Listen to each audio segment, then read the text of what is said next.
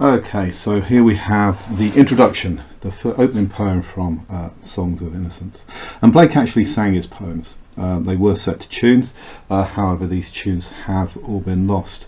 And in this poem we see Blake the piper singing his songs, a child hearing his songs, asking him to write his songs down so that everyone can hear.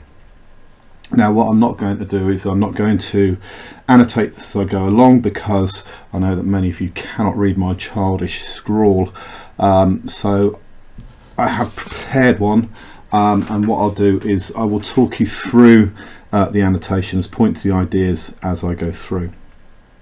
So the introduction introduces a collection from a pastoral sense.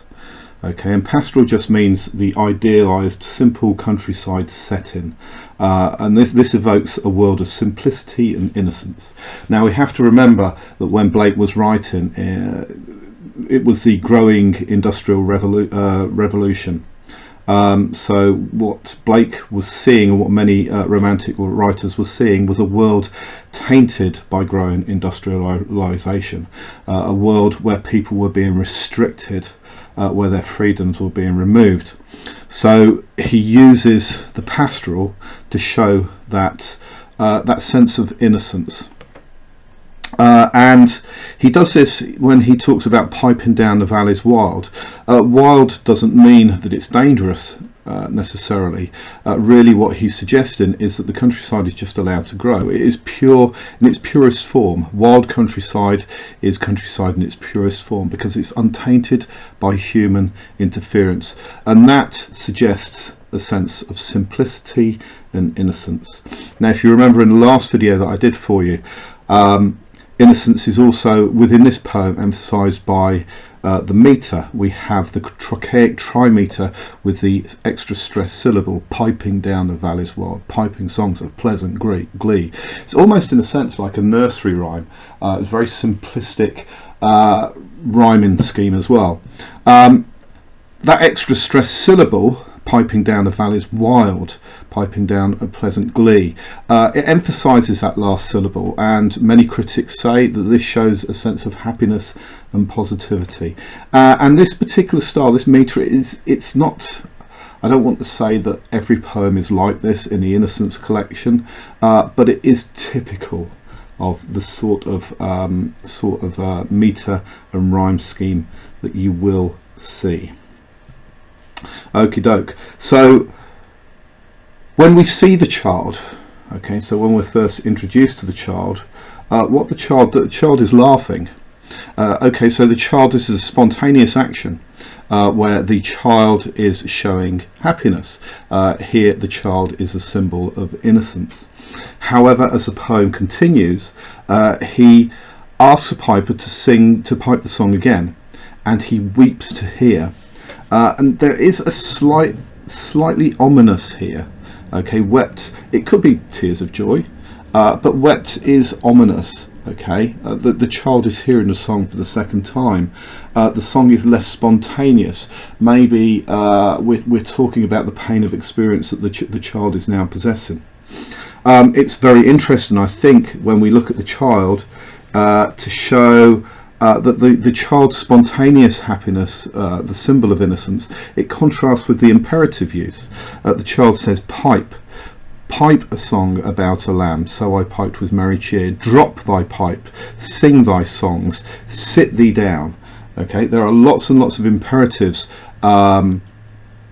used by the child, and in a sense, for Blake writing in the late early 1800s, this subverts our expectations of a child's behaviour.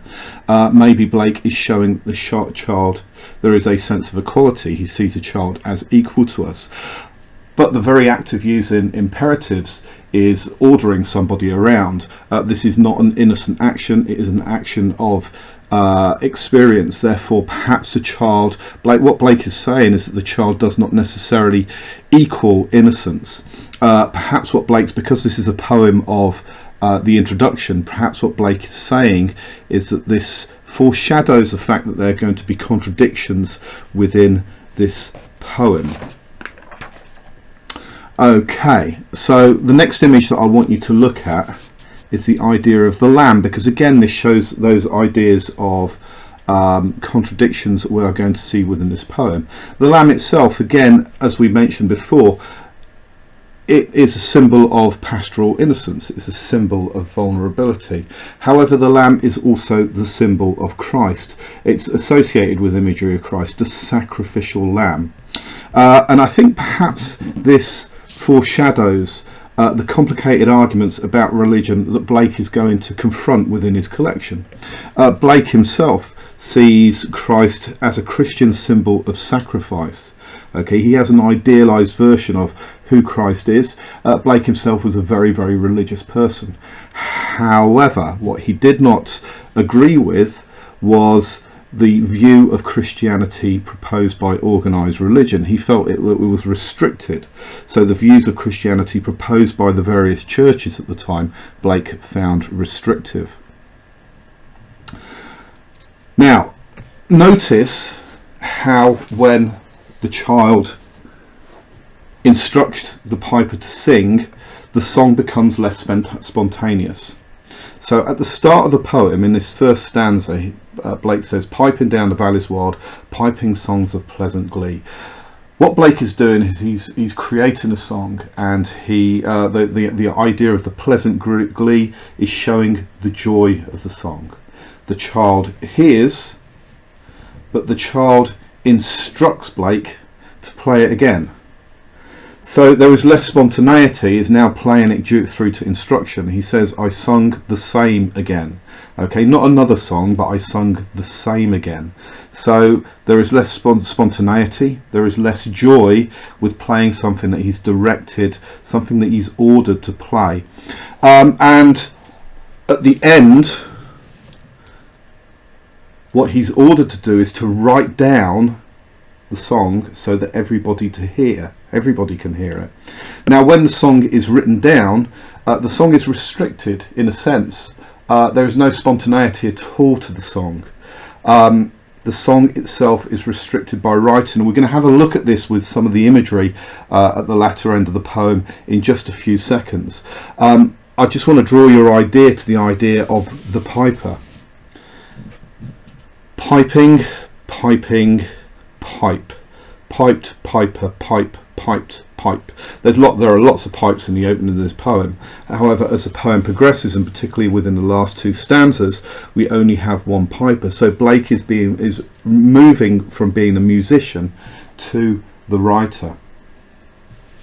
Now, when Blake is ordered to write this down, he says, the child vanished from my sight. So Blake is left on his own to ponder what to do. So he plucks a hollow reed. Now, the reed itself, literally, a reed is something that was used to make a pipe, but now he is using it to make a pen. Metaphorically, the hollow reed links to the idea of John Locke. John Locke was a philosopher in the 1600s and early 1700s. And John Locke, and this really does paraphrase a much bigger argument proposed by Locke, but Locke suggested that all human beings are empty vessels. We are empty until we are filled with knowledge. And the hollow reed kind of like metaphorically represents this, because the idea of writing is that it gives us knowledge. What Blake does is he says he makes the rural pen and he stains the water clear. So as the song is written down, if water represents purity, he is staining it with his words. So it's now not joyful. Okay, stained means that it is being made impure in a sense. So what was originally innocent, that joyful song, is now impure simply by the act of writing. And the act of writing restrains the spontaneity. And in a sense, you could even argue that perhaps it constrains the knowledge. There is this irony here that this final stanza has the anaphora and the polysyndetic listing of "and I made a rural pen, and I stained a water clear, and I wrote my happy songs." And the irony is the childlike language being used to illustrate the act of writing, the destruction of innocence. And in a sense, again, this whole thing is very ironic, because Blake is suggesting the very act of writing removes innocence, and Blake himself is the writer. He recognises that he is complicit within this act. So what's the big idea with this introduction? Well, I think the big idea to some extent, and again, I don't want to constrain you, ironically, but the big idea is to forewarn how innocence itself is a very, very fragile state. Okay, pure innocence, the purity of that state it's very easy to break that innocence. Once we take away that innocence, then we have tainted and we've made impure. And this is what Blake is foreshadowing across the whole of his collection.